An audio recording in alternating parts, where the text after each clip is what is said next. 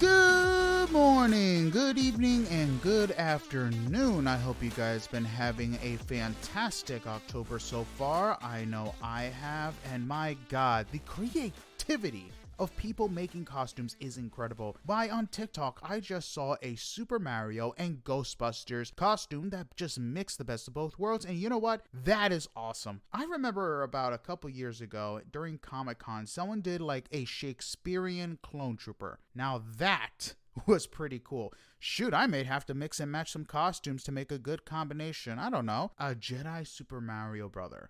I think that would be truly amazing. But anyway, it's enough talking about costumes. That's not the time for it just yet. Maybe next week. We're here to talk about everything spooky because it is October, if you didn't hear me say that a couple hundred times. And since last week we talked about horror crossovers, I thought we'd jump into one of my favorite subjects, and that is the horror genre in video games. Now, despite what you might think about horror movies, they are a dime a dozen. I mean, you could probably pick 100 horror movies that has happened throughout the past couple of years, whether they be like big stop movies to like indie movies. You're always gonna find a couple hundred horror movies being made per year. But the same can't really be said about horror video games. I mean, it is rare to find a good horror game. And a lot of times it's because the market is very poor when it comes to the reception. I mean, a lot of the horror games that we see are made by indie developers and usually not AAA studios. And it wasn't until recently that a lot of big studios are basically making horror games again. I mean, until recently, it was rare for that to really happen. And that was very different back in the early 80s when video game arcades and consoles were a thing. There were many third-party, I guess you could say, AAA developers making all types of games, including horror. I mean, the first very horror game that ever came out on console or just being made was made for the Atari called Haunted House. Now, you could probably look up the gameplay on YouTube and you may not be impressed from what you see, but for that time period, it was probably very impressive. And the normal and the first type of horror genre in video games was survivor horror.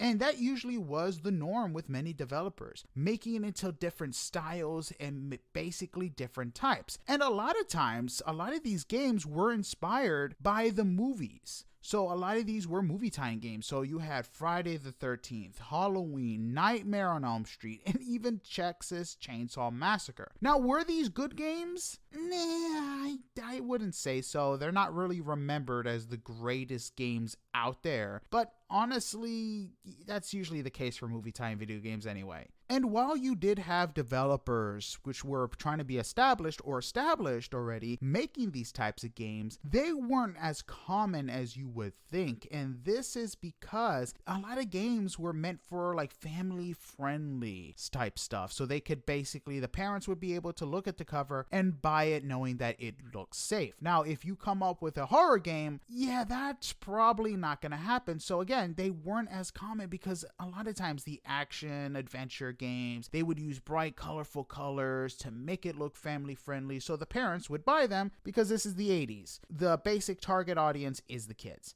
But this actually started to change as the years started to roll by because, again, kids grow up and they're inspired by a lot of other movies, which basically made the horror genre in video games evolve. I mean, shoot, after the late 80s, early 90s into the late 90s, other genre of horror games were born, like action horror, which was basically like Resident Evil, Dead House, and other types of games similar to that. And you probably have played them in the arcade, to psychological horror games like Silent Hill, and basically I think Evil Dead Within would be psychological horror, but Silent Hill is the most well known for that, to jump scare horrors like Five Nights at Freddy's, Slender Man, and more. And a lot of times these games evolve to be more different than the ones that came before, because if you're going to play a horror movie that's basically not a horror movie, but a horror video game that's basically like the same thing before, you're not going to want to play it because it's like, oh, there's nothing new.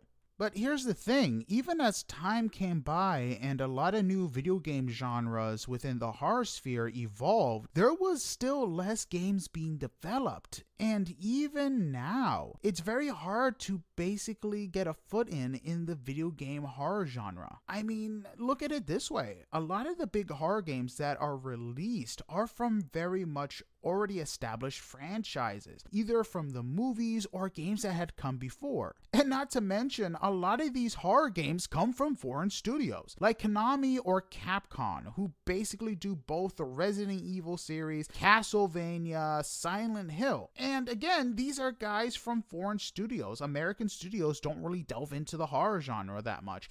And even popular franchises, recent ones like Dark Souls and Outlast, are made from foreign developers and studios. And one thing that's very common, and the reason why a lot of these studios and big developers don't want to touch the horror genre, is because it's a hard business to make money from. And that's basically where the indie market has gotten involved. Now, if you guys aren't familiar with the indie market for video games, just think of it like the indie movie scene. You have small studios basically making their way, producing a product, whether that be a video game or a movie, because a lot of times big developers don't want to touch it or think the idea is bad, and they decide, you know what, I'm going to do it myself. And a lot of times, a lot of the horror games are very simple in basically graphics or gameplay, but they're fun and creative. A lot of studios basically go for the indie market, again, because their ideas would be something that would usually be shut down. And not to mention, they would be in an extreme time crunch if they got a huge backing from a studio.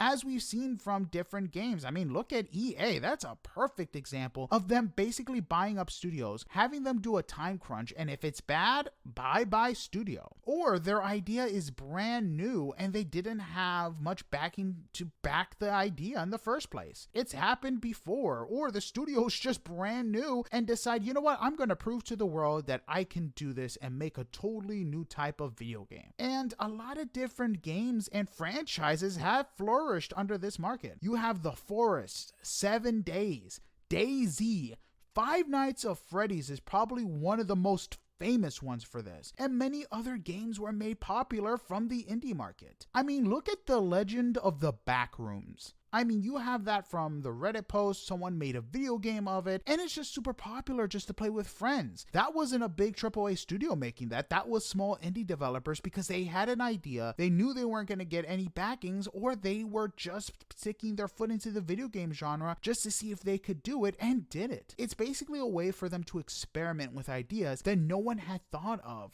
or would have just thought it was dumb and wouldn't fund it. And a lot of them, and this is funny, a lot of them are American studios. That is the absolute crazy part. American studios basically dominate when it comes to the indie market to make horror games because no one else wants to play it. Five Nights at Freddy's was made by an independent studio from America and basically launched an entire franchise spanning games, books, and now upcoming, depending on when you listen to this, it may already be out on DVD or it's coming out in the theaters, the movie. And you know what? I'm actually going to go see that movie. I hope it's good. But again, the indie market gives way for big developers to become interested and buy these little studios to be a part of their big list of studios. And you know what? You know what helped also grow the indie market to make these horror games? YouTubers. YouTuber streaming also helped advertise and give rise to the popularity of these horror games. The jump scare genre. A lot of these YouTubers would film themselves getting scared and people would just enjoy it. And now with live streaming, would just have the experience with them, watching them go through that door that they don't want to go through. It's just so much fun watching them for hours, especially if they're big screamers. I mean, heck, that was one of the biggest reasons Five Nights at Freddy's became so popular, because people were just enjoying watching them see if they could survive. And a lot of jump scare type games became popular like this. Me, I'm just not a fan of jump scare games just because it's just without a good story. A lot of times they're just there to like, oh my god, we're just gonna jump scare you every 5 seconds. Now, given there are a few games that are just jump scare games that are pretty good because they usually have a lore that goes along with it.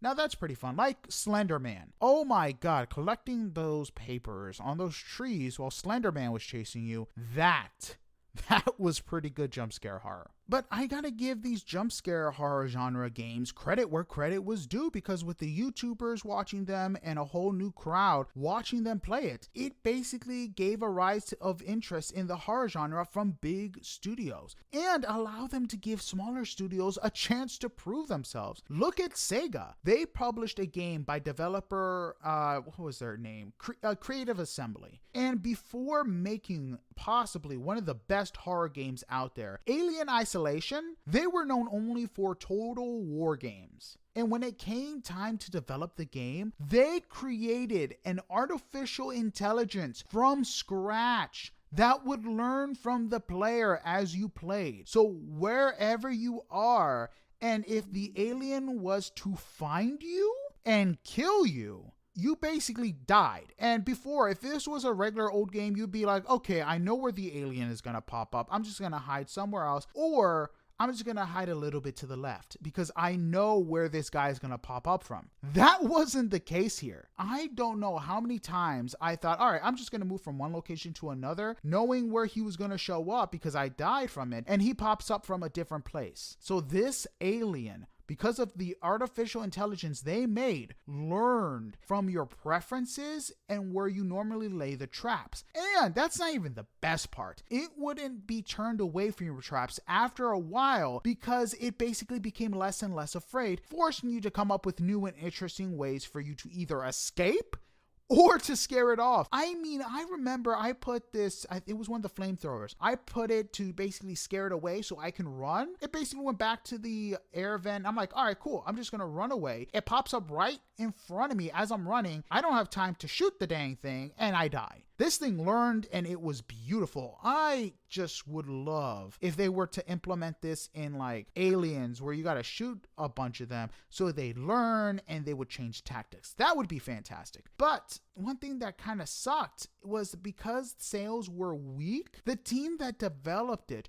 went their separate ways to basically new studios. So you had this game that was revolutionary, made amazing results, won awards, got positive reviews, and they haven't made another game like it because, again, sales were weak and the team that developed it went their separate ways because Sega said, I'm sorry, we're not going to make a sequel. We're just going to basically have you guys stick to another Total War game. And they haven't made a different type of game since. After Alien Isolation, Creative Assembly went back to making Total War games. Now, given if you're a Total War fan, you might be like, hey, that's not fair. I love Total War games. And this isn't just, I'm not attacking you guys, okay? I'm just saying and trying to prove a point that even if your game got a lot of praise and awards, it didn't always guarantee you money with sales. Another great example of this curse was the Friday the 13th game that came out about 5-6 years ago. It was made by Ilphonic and Gun Media. They decided to team up for this project, and this wasn't originally going to be tied to Friday the 13th at all. It was going to be an original game with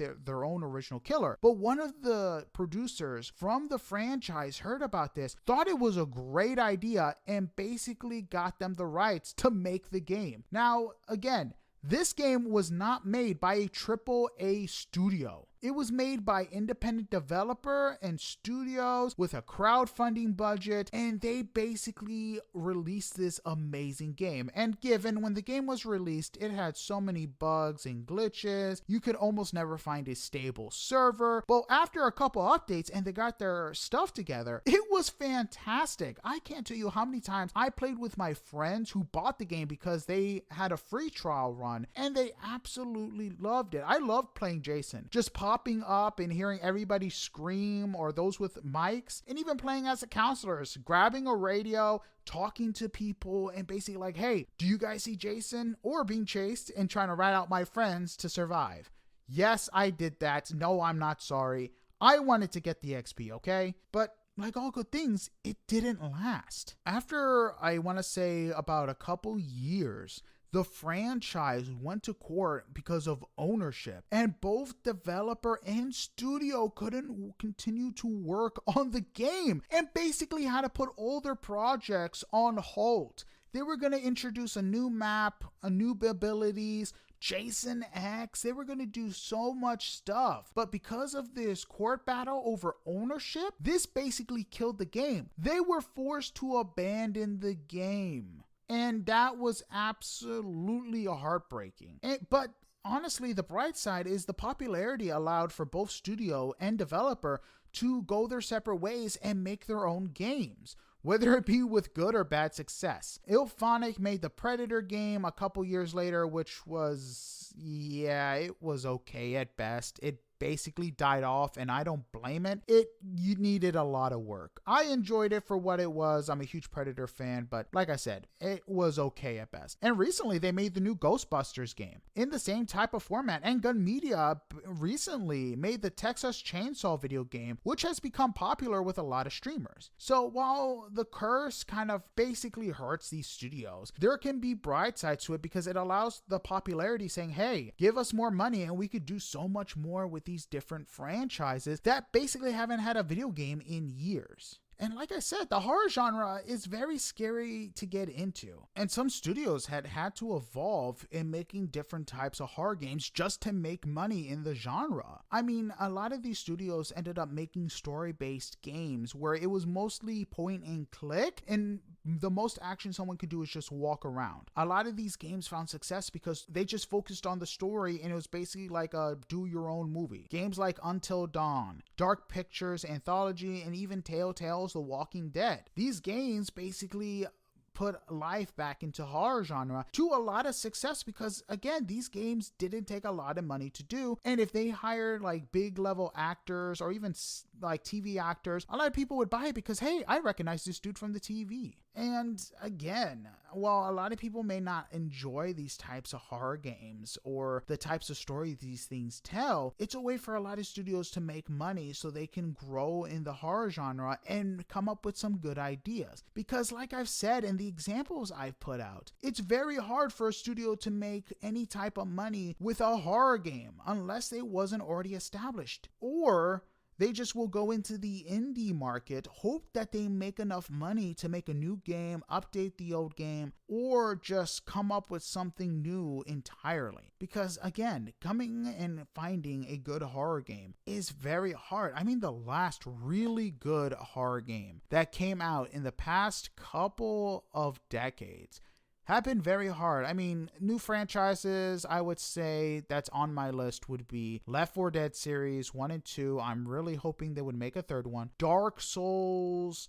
let's see, Outlast. You have, I'm not going to count Alien Isolation. Sadly, that's not a franchise. Let's see, what else? You know what? Elden Ring. I'm going to count Elden Ring because they're already making a second one. But games like that, that's like 5 in the past 2 years that is new. It's insane. And it's kind of sad. Now, those are basically made by independent studios or big AAA. I think only one of them is made by a big AAA studio. And the rest, we can just hope and pray that they get the recognition they deserve, or at this point, the money they want to come up with something new, something that will make our hearts beat every so often as we venture into whatever horror monstrosity they're going to come up. I mean, with Unreal Engine 5, I've seen a lot of new projects and trailers come up with some really promising ideas. I mean, there was this one where you're basically running low on a camera and you're trying to escape something that's chasing you, and the graphics through Unreal Engine 5